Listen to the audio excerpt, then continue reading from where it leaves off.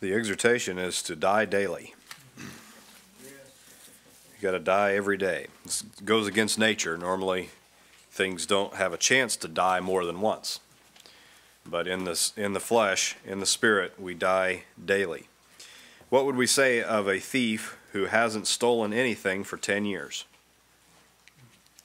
For the 10 years that he's been in prison, he hasn't stolen one thing. But if you let him out, he'll go back to stealing. But as long as he's in prison, he hadn't stolen anything. So is that thief in prison an overcomer? No. Has he overcome anything because there's nothing to steal in his cell? That's right. What do we say about a covetous person who doesn't covet anything anymore? Because after winning the lottery, he's bought everything he ever wanted and gone everywhere he ever wanted to see and done everything he wanted to do, and now there's nothing left to want. And he's miserable, but he doesn't covet anymore. Has he overcome his covetousness? To overcome, you have to die daily. The people at the foot of Mount Sinai, they said, "We will do all that he's commanded us to do." They were actually scared when they said it. They were scared not to say it. They would be scared when the Lord's presence was obvious on the mount. They would be scared to not do the things that they were commanded to do. But they were not counted as overcomers, because to do them was not in them. To do it was not in them. It was just that moment of time at that certain place that they actually acted out of character, and they said, "We'll do all that he's commanded us to do." But what they said just during that moment, it wasn't in them. It wasn't credited to them.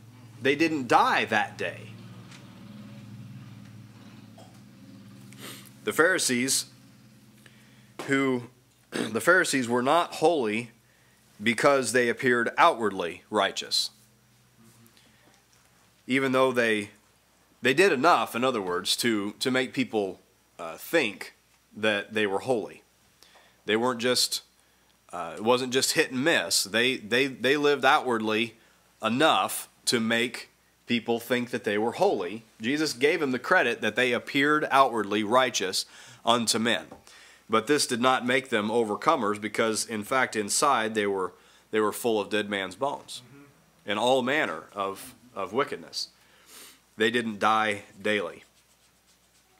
The text says that they overcame him, that's the devil, by the blood of the Lamb. Now in the world, the overcomer is the one who doesn't shed his blood. Nobody overcomes by blood in this world. In this world, the one who sheds blood was the one who was overcame, not the overcomer. But in the world, or rather in the kingdom, he that dies to himself and dies to the world and dies with Jesus is the one who overcomes. It's overcoming through death. That is, what is between me and overcoming is the cross. When I die, I overcome.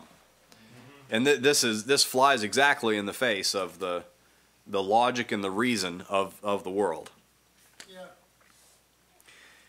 Paul said that they that are Christ have crucified the flesh. Now that's much different than saying they who are Christ need to crucify the flesh. It's very different than saying they that are Christ have to crucify the flesh, or you need to learn how to crucify the flesh. The reality is they that are Christ have crucified the flesh. So there's an exhortation in there, but it's not just an exhortation. That's a revelation. They that belong to Christ, they have crucified the flesh. That is, death is the road that leads to Christ. No one is in Jesus that hasn't died to themselves. The thief will be a thief until he dies. Now, whether that be dying in the flesh or dying to the flesh, a thief will be a thief until he dies. If the thief dies with Jesus, he ceases to become a thief. Men use all types of of inventions to convert things, particularly in the market of information. Information is converted, it's translated, it's adapted, it's modulated, it's even encrypted, all in order to safeguard it, to transmit it, to back it up, to keep it, for all different kinds of purposes. That the information is changed from one form to another through all sorts of processes.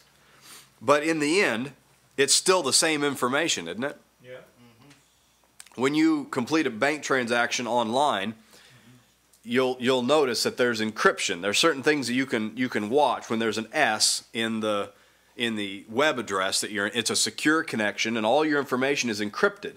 But it's still the same information, right? Mm-hmm. It's not changed. Mm-hmm. It's still the same information, because men really can't change things. Yeah. They can convert it, translate it, modulate it, encrypt it, but when it can still be changed back. It still really is the same. It's in the same form that it was before. Only the gospel can take a sinner and make him something that he was not before. And that's what it takes to overcome. Paul gave an explanation of himself and of his ministry when it was quite a long list of things, when he said that we are as poor yet making many rich, and several contrasting things. In that list, he said, as dying, yet behold we live. We're actually in the process of dying right now.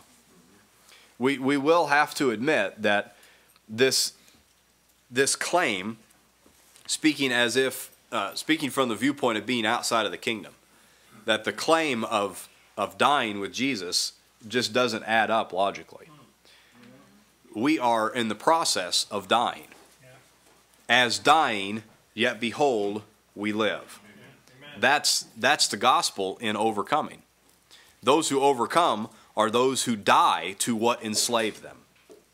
That's the secret. I hate you. That's the secret, is dying to what enslaves you. So the exhortation is die daily. Yeah. Amen. I die daily with Christ. The day that you die is the day you overcome.